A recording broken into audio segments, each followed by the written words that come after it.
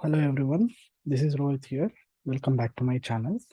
And today we are going to discuss about the assignment number 5, the final assignment, and the professor is Mr. Reza Debas, and he has given us illnessstudy.csv file, and we have to get the reports for SVM, linear regression, and the decision tree.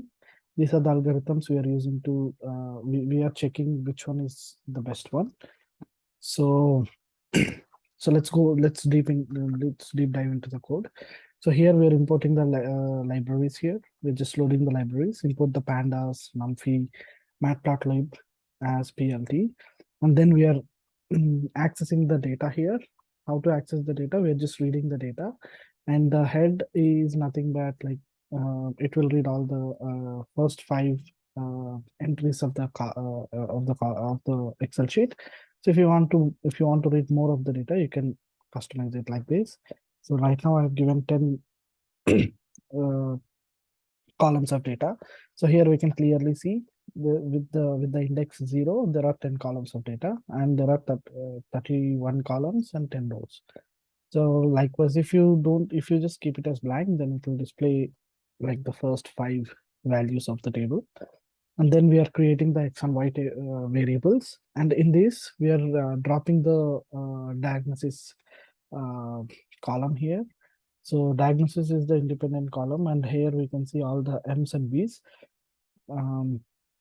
which means B is benzene and M is malignant. Those are the two variants we are looking into. So now here we are dropping the diagnosis and passing all the other values to X axis. And for the Y, we are passing all the we are passing only the diagnosis data.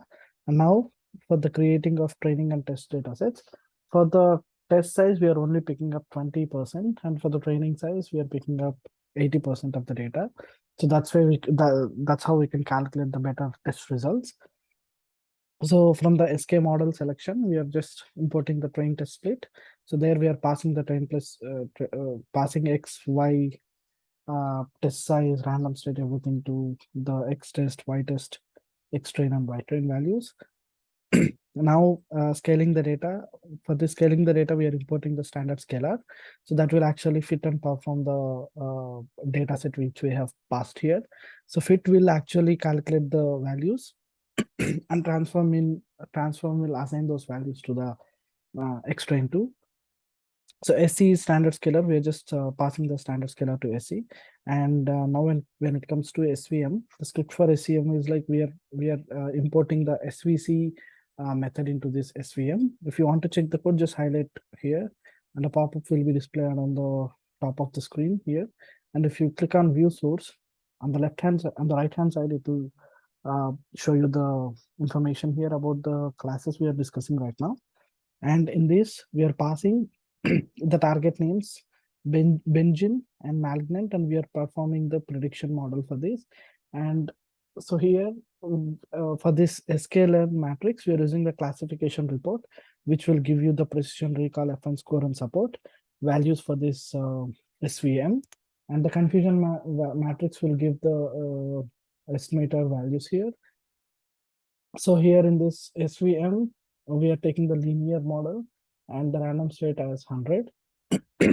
And we are fitting the X train to and Y train values here. And we are passing it to this using this method. So now when we execute it, the backend program will actually calculate actually do the calculations and will give us the report here. And now when it comes to describe data, we are just describing the data. So how it works is when you ask the system to describe, it will give you the mean, median, standard deviation, 25, 50, 75%, and the max values of all the other variables here. And now for the logistical regression. So we are just passing the logistic regression into this from this linear model into this Python. And even for this, we are using the classification report and the confusion matrix. So when for the name and method, name indicates the file name, and the method is what method we are using. The logistic regression is the model we are using. And these are the parameters. Liblinear and the random state is like 100. We are passing these values into the logistic regression. And in this method fit 2, we are trimming the train 2 and white train models, white train values here with the using of this method.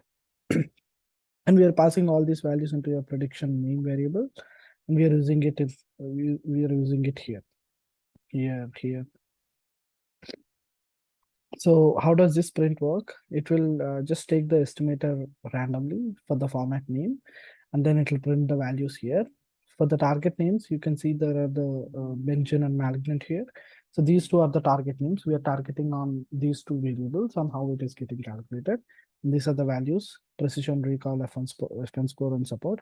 Again, classification report is the main report to get the all these values. And for the decision tree, this is also a same method. We are actually calling the decision tree classifier from sklearn tree into the Python.